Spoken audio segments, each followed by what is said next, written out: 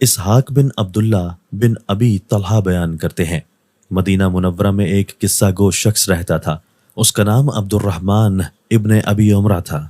وہ حضرت ابو ہریرہ رضی اللہ تعالیٰ عنہ کا یہ بیان نقل کرتے ہیں کہ رسول اللہ صلی اللہ علیہ وآلہ وسلم نے ارشاد فرمایا، بندہ کوئی گناہ کر بیٹھتا ہے پھر کہتا ہے، اے میرے رب، میں گناہ کر بیٹھا ہوں، تو مجھے معاف کر دے۔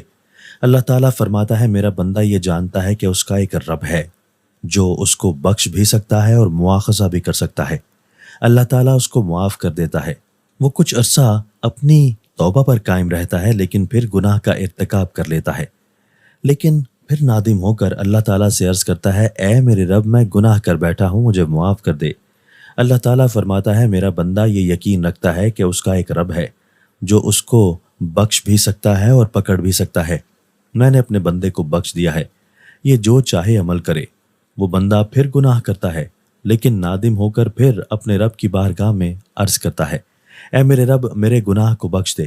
اللہ تعالیٰ فرماتا ہے، میرے بندے نے گناہ کیا اور اس کو یہ پتہ ہے کہ اس کا ایک رب ہے جو کہ گناہوں کو بخش بھی سکتا ہے اور گناہ پر بندے کی پکڑ بھی کر سکتا ہے، تو جو چاہے عمل کر لے، میں نے تجھے بخش دیا ہے۔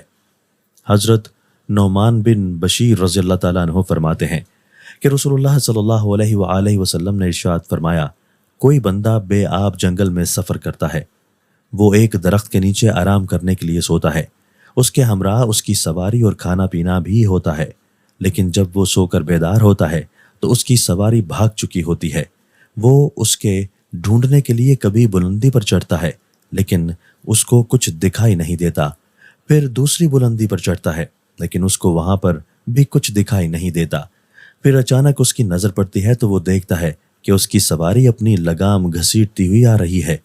اس وقت اس کو جو خوشی حاصل ہوتی ہے وہ کم ہوتی ہے، لیکن بندہ جب اپنے رب کی بارگاہ میں توبہ کرتا ہے تو اللہ تعالیٰ کو اس سے بھی زیادہ خوشی ہوتی ہے۔